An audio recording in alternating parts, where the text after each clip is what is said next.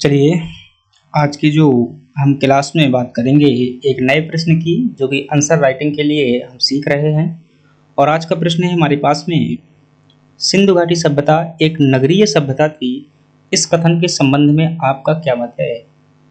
Friends, यह प्रश्न जो है आपका एमपीपीएससी मेंस 2020 में जीएस1 के अंतर्गत जो है पूछा गया है। इसका आंसर किस प्रकार से लिखेंगे। 11 नंबर का प्रश्न है, कैसे शब्द सीमा को फॉलो करते हुए समय को ध्यान में रखते हुए इसका उत्तर लिखेंगे। चलिए सीखते हैं। अभी तक यदि आपने हमारे चैनल को सब्सक्राइब नहीं किया है, कर लीजिएगा। यदि आप एमपीपीएससी मेंस की आंसर राइटिंग सीखना चाहते हैं, जरूर करिएगा। और कोई प्रश्न हो तो कमेंट बॉक्स में बताइएगा। चलिए देखते हैं। 1 मिनट मुझे वॉइस चेक कर लेने दीजिए भाई, ठीक ठाक है ना।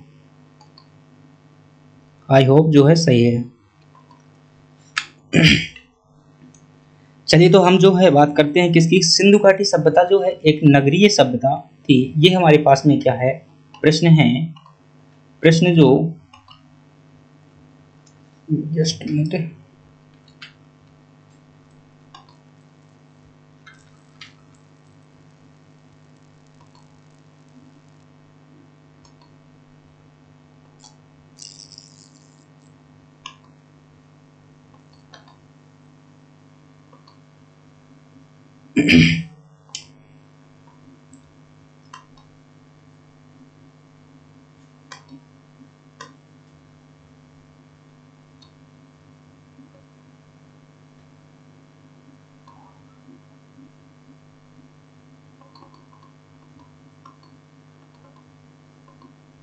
चलिए आई होप आपको दिखने लगा होगा कि जो हमारे पास प्रश्न है कि सिंधु घाटी सभ्यता ये क्या थी, नगरीय सभ्यता थी।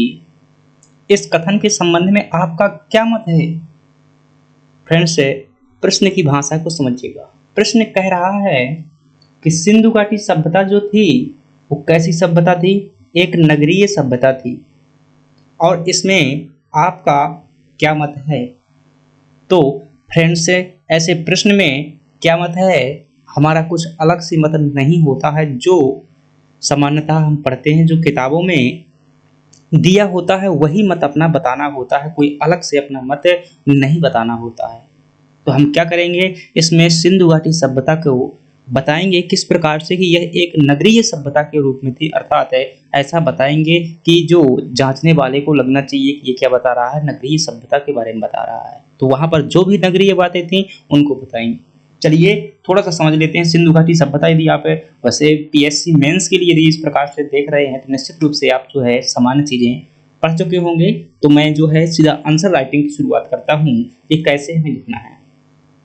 तो फ्रेंड्स, इसकी हम बात करेंगे कि ये नगरीय सभ्यता थी। तो सबसे पहले आपका क्या होगा, इसमें मैं एक फॉर्मेट बता देता हूँ कि सबसे पहले जो आप इसमें क्या लिखेंगे। सबसे पहले जो है इसमें आप क्या बताएंगे, परिचय बताएंगे। और ये परिचय हेडिंग नहीं डालना है, ये एक प्रस्तावना के रूप में परिचय होगा। क्या होगा, प्रस्तावना के रूप में आपका परिचय होगा, यानी कि 3 लाइन में, 2-3 लाइन में बताना है। दूसरी बात जो होगी हमारी, क्या बताना है आपको, यह नगरीय सभ्यता है। ये क्या करना है, नगरीय सभ्यता है, ये बताना है आपको। और कैसे बताएंगे, इनकी विशेषताओं के माध्यम से बता देंगे कि ये क्या है, नगरीय सभ्यता। 6-7 विशेषताएं लिखिएगा। और तीसरे पॉइंट में आप क्या देंगे, निष्कर्ष देंगे कि उपरोक्त विशेषताओं के माध्यम से जो विशेषताएं लिखेंगे, स्पष्ट है कि सिंधु घाटी सभ्यता एक नगरीय सभ्यता थी। यह सिर्फ न एक नगरीय सभ्यता थी, जबकि 18वीं शताब्दी तक ऐसी सभ्यता का विकास पूरी दुनिया में नहीं हुआ था। ब्रिटेन में ऐसी सभ्यता 18वीं शताब्दी में विकसित हुई थी। तो इसका परिचय में क्या लिखेंगे फ्रेंड्स, मैं परिचय जो है लिखता हूं, आप जो चाहे तो लिख सकते हैं या फिर आप सुन सकते हैं, ध्यानपूर्वक सुनिएगा। परिचय में बता सकते हैं कि सिंधु घाटी सभ्यता, सिंधु घाटी सभ्यता जिसे हड़प्पा सभ्यता भी कहा जाता है, हड़प्पा सभ्यता भी कहा जाता है, भारत के, भाई राइटिंग पर मत जाइएगा क्योंकि मैंने जो है टाइप नहीं किया हुआ है, आपके सामने लिख रहा हूं। तो जो है सुनिएगा, आवाज को समझिएगा। जो सभ्यता है, जो लिखेंगे यहाँ पर, जो भारत के उत्तर पश्चिम, ये यूं मत लिखिएगा, जो दक्षिण एशिया के पश्चिमी भाग में विस्तृत थी। जो दक्षिण एशिया के पश्चिमी भाग में विस्तृत थी। आप चाहें तो आगे लिख सकते हैं कि इसका विस्तार जो है भारत, पाकिस्तान और वर्तमान क्षेत्र अफगानिस्तान के कुछ हिस्सों तक विस्तृत था। पश्चिमी भाग में विस्तृत थी, जो कि त्रिभुजाकार में थी। त्रिभुजाकार में लगभग 13 लाख वर्ग किलोमीटर में जो है थी। बस ये आपका क्या हो जाएगा, परिचय हो जाएगा। सिंधु घाटी सभ्यता को यहां से लिखेंगे इस प्रकार से, सिंधु घाटी सभ्यता को क्या कहते हैं हम, निम्न विशेषताओं के आधार पर नगरीय सभ्यता कह सकते हैं। तो क्या कहेंगे कि निम्न, भाषा बनाने के लिए आप वो लिख सकते हैं आगे शब्दावली कि निम्न विशेषताओं के आधार पर, निम्न विशेषताओं के आधार पर जो है नगरीय सभ्यता कहा जाता है। कौन कौन सी विशेषताएं थी, अब जो है पॉइंट वाइज क्या लिखेंगे, यहाँ पे विशेषताएं लिखेंगे। और विशेषताएं कैसी बताना है, नगरीय विशेषताएं बताना है। मैं यहाँ शॉर्ट में लिखूंगा, आप जो है डिटेल में लिख दीजिएगा, नगरीय विशेषताएं बताना है। और इन नगरीय विशेषताओं में जो आपकी पहली विशेषता मैं समझाते हुए चलूंगा, ताकि आपको शब्द भी तो समझ में आना चाहिए, भाई आंसर तो मिल जाता है। पहली विशेषता आपको बताना है सड़क के बारे में। क्या बताना है, सड़क के बारे में बता दीजिएगा, 15-20 शब्द बता दीजिएगा कि सड़कें जो होती थी, यहाँ की सड़कें जो है सिंधु घाटी सभ्यता की समकोण पर काटती थी। कैसे कटती थी, एक दूसरे को समकोण पर काटती थी, मतलब कि ऐसे ऐसे ऐसे ऐसे ऐसे सड़कें नहीं होती थी टेढ़ी मेढ़ी। ये किस प्रकार से होती थी, जिस प्रकार से शहरों में इस प्रकार से, मतलब कि सीधी सड़कें होती थी, समकोण पर काट रही हैं एक दूसरे को। सड़कें एक दूसरे को समकोण पर काटती थी, और जिसे जाल पद्धति कहा जाता था, जो समकोण पर काटती थी उसे क्या कहते थे, जाल पद्धति कहते थे। इसी को इंग्लिश में ग्रिड सिस्टम कह दिया जाता है। सड़कें जो है काफी कैसी होती थी, मतलब चौड़ी सड़कें होती थी, गांवों जैसी सकरी सड़कें नहीं होती थी, चौड़ी थी। साथ ही साथ जो है पक्की सड़कों का भी, मोहनजोदड़ो जो है नगर थे, वहां पर जो है पक्की सड़कें भी देखी गई हैं। दूसरी बात आप क्या बताएंगे, आवास के बारे में बता सकते हैं कि आवास जो है यहाँ के कैसे बने होते थे, पक्के बने होते थे। आवास के जो दरवाजे होते थे, दरवाजे कैसे होते थे, सड़कों के विपरीत होते थे, मतलब सड़कों की ओर नहीं खुलते थे, विपरीत होते थे। घर जो है कैसे होते थे, एक मंजिला भी होते थे, 2 मंजिला भी होते थे, 3 मंजिला भी होते थे। प्रत्येक घर में दोस्तों क्या होता था, स्नानागार और आंगन हुआ करता था। घरों का निर्माण जो है दोस्तों ईंटों से किया जाता था। तो ये बातें आप किसमें बता सकते हैं, जो है आप आवास के बारे में बता सकते हैं। अगली बात, तीसरी बात जो आप बता सकते हैं यहाँ पर, वो क्या हो सकती है कि यहाँ पर नालियों के बारे में बता सकते हैं। किसके बारे में, नालियों के बारे में। तो सिंधु घाटी सभ्यता के जो नगर हुआ करते थे, उन नगरों में क्या होती थी दोस्तों, नालियां हुआ करती थी। अब मैं देखिए उदाहरण के माध्यम समझा रहा हूँ। जैसे मान लीजिए भाई, ये क्या है, मुख्य सड़क है, ये क्या है आपकी मुख्य सड़क है। इस मुख्य सड़क के जो है यहाँ से किनारे से क्या होती थी, एक नाली होती थी। ये मान लीजिए एक घर है, एक घर ये है, ये जो नाली जाती थी अंत में जो है यहाँ पर एक बड़ी नाली से मिल जाती थी। इस प्रकार से क्या मिल जाती थी, बड़ी नाली से मिल जाती थी। और ये जो नाली होती थी, दूसरी एक नाली आती थी गांव साइड से इस प्रकार से, और ये एक और बड़े नाला बना लेती थी। और अंत में जो है गांव के बाहर एक सोखता हुआ करता था। इस प्रकार से यहाँ पर जल को क्या कर दिया जाता था, सुखा दिया जाता था। तो इस प्रकार से आप नालियों के बारे में बता सकते हैं। ये जो नालियाँ होती थी, नालियाँ दोस्तों पक्की बनी होती थी, ये पक्की होती थी। और जगह जगह पर इस प्रकार से नालियों में मैन होल बनाए गए थे। क्या बनाए गए थे, मैन होल बनाए गए थे, मतलब कि इनकी समय समय पर जो क्या की जा सके, सफाई की जा सके। मतलब कि सीधा सा है, स्वच्छता को ये क्या करते थे, बहुत महत्व देते थे, इसलिए जो है। और नालियां क्या होती थी, ऊपर से ढकी हुई होती थी। क्या होती थी, नालियां जो है ढकी हुई होती थी। एक विशेषता आप नालियों की हो गई।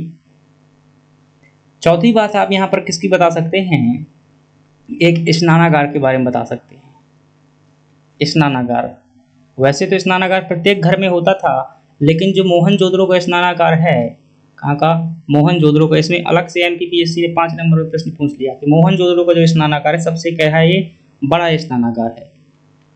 और यहाँ पर जो क्या किया जाता था, सामूहिक स्नान किया जाता था। सामूहिक मतलब कि जो गांव के, जैसे कोई भाई क्या है, दीपावली उत्सव, ऐसे बड़े बड़े उत्सव होते हैं, कोई धार्मिक मांगलिक कार्य होते हैं, तो ऐसे समय पर क्या होता था, सामूहिक स्नान होता था।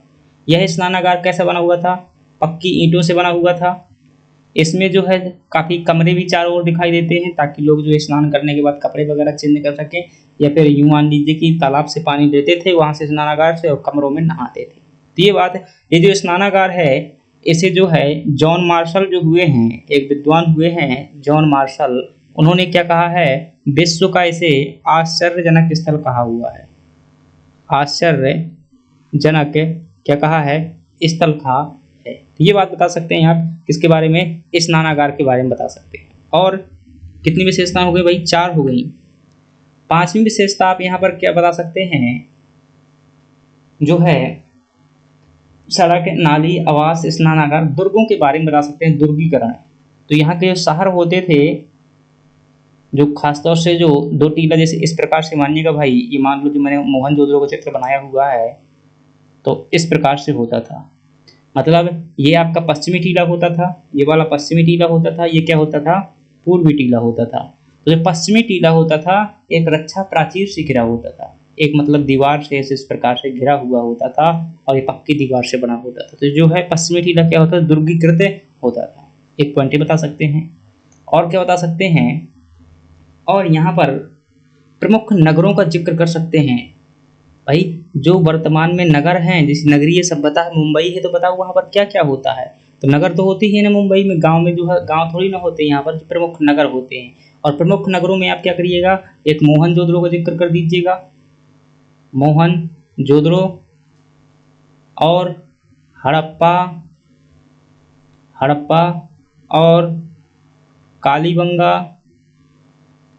लोथल, राखीगढ़ी, ऐसे जो है, ऐसे करके 4-5 नाम बता दीजिएगा कि यह जो है हड़प्पा सभ्यता क्या होते थे, प्रमुख नगर हुआ करते थे, जिनमें जो व्यवसायिक गतिविधियां, व्यापार संबंधी गतिविधियां संचालित की जाती थी। मोहनजोदड़ो और जो हड़प्पा होते थे, इन्हें राजधानी शहर भी जो है कहा गया है। किनके द्वारा कहा गया है, जो स्टुअर्ट पिगट महोदय हैं इतिहासकार, उन्होंने क्या कहा है, स्टुअर्ट पिगट ने इन्हें क्या कहा है, राजधानी नगर भी कहा हुआ है। और बात क्या कर सकते हैं, और आप चाहें तो एक वाणिज्य व्यापार के बारे में बता सकते हैं, वाणिज्य उद्योग के बारे में बता सकते हैं, वाणिज्य उद्योग। तो वाणिज्य उद्योग दोस्तों आप देखेंगे कि यहाँ पर जो है मनके बनाने का कारखाना हुआ करता था। मनके बनाने का जो है, मनके बनाने का कारखाना हुआ करता था। और ये कारखाना जो है कहाँ पर मिला हुआ है, ये आपका मोहनजोदड़ो में, मोहनजोदड़ो प्लस चंदहुदड़ो, 2 नगरों में जो है प्राप्त हुए, मोहनजोदड़ो और चंदहुदड़ो से प्राप्त हुए हैं। साथ ही साथ यहाँ पर कपड़ा उद्योग, हस्तशिल्प भी जो है दोस्तों काफी फेमस था, हस्तशिल्प। कांसा उद्योग के बारे में बता सकते हो, क्योंकि कांस्य युगीन ये सभ्यता भी थी। ये क्या करते थे कि भाई एक कापर होता है और टिन होता है, उनको मिलाकर क्या बनाते थे, कांसा का निर्माण करते थे, ये भी बता सकते हैं आप। और बात करें तो भाई जो औद्योगिक मतलब जो विकसित सभ्यता होती है, एक नगरीय सभ्यता होती है, वहां पर व्यापार होता है, व्यापार के बारे में बता सकते हैं। और कह सकते हैं कि इसका व्यापार जो है दोस्तों विदेशों से होता था, जल से भी होता था, थल से भी होता था। इसके लिए हमारे पास में एक बंदरगाह था, बंदरगाह भी कौन था, भारत में ही है वो आपका लोथल बंदरगाह से इसके प्रमाण प्राप्त हुए कि जल व्यापार होता था। साथ ही साथ जो है एक जो सारगोन अभिलेख है, कौन सा अभिलेख है, सारगोन अभिलेख है, इसमें जो है सिंधु घाटी विदेशों में पाया गया दोस्तों, दिलमुन मिस्र के आसपास पाया गया विदेशों में। इसमें सिंधु घाटी सभ्यता के लिए जो है मेल हुआ शब्द का प्रयोग किया गया था। विदेशों में जो है सिंधु घाटी सभ्यता का जिक्र मिलता है, मतलब कि व्यापारिक काफिले के बारे में जानकारी मिलती है। तो ये क्या है, आपकी एक नगरीय विशेषताएं हैं जो कि किसी भी शहर को नगर के रूप में घोषित करती हैं। अगर वो बातें उस शहर में पाई जाती हैं तो निश्चित रूप से वह क्या है, नगर रहा होगा। अब निष्कर्ष आप कह देंगे, और निष्कर्ष में क्या कहेंगे, निष्कर्ष में आप कह सकते हैं कि अतः उपरोक्त विशेषताओं के आधार पर निश्चित ही सिंधु घाटी सभ्यता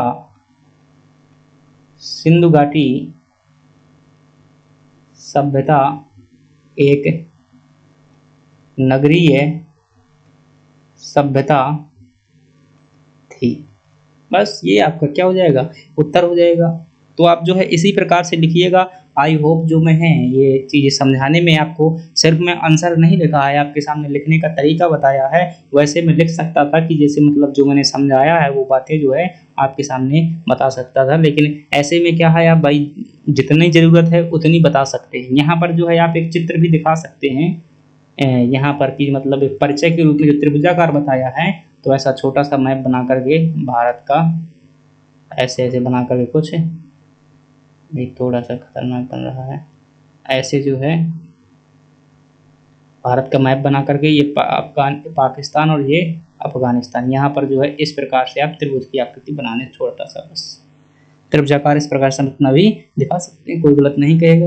और यहाँ पर जो आप बहुत अच्छे ग्राफिक हैं, तो इसे थोड़ा सा और शानदार तरीके से बनाइएगा, इसे कि मतलब नालियाँ इस प्रकार से दिखनी चाहिए। और इनके जो घर के दरवाजे हैं आप कैसे करेंगे, विपरीत दिशा में करेंगे, इधर की ओर करेंगे। ये घर के दरवाजे जो है सड़कों विपरीत दिशा में, घरों में दिखा सकते हैं, 3-4 कमरे दिखा सकते हैं इस प्रकार से, और बता सकते हैं कि ये क्या है, कुआं है, यहाँ स्नानागार हो, तो ऐसे ही बता सकते हैं। लेकिन ये सब करने के लिए मैं बता देता हूँ, मुख्य परीक्षा में जब ऑफिशियल रूप से निश्चय मतलब परीक्षा देंगे आपको, मैं बैठेंगे वहाँ पर, ये सब करने का समय नहीं मिलता है। तो मैंने वो चीज़ें बताई है जो आप जल्दी जल्दी निकाल सकते हैं दिमाग में, वो चीज़ें बताई हुई है। चलिए, आपको चीज़ें पसंद आई है तो वीडियो को लाइक और सब्सक्राइब जरूर करिएगा। कोई प्रश्न हो तो कमेंट में बताइएगा। धन्यवाद।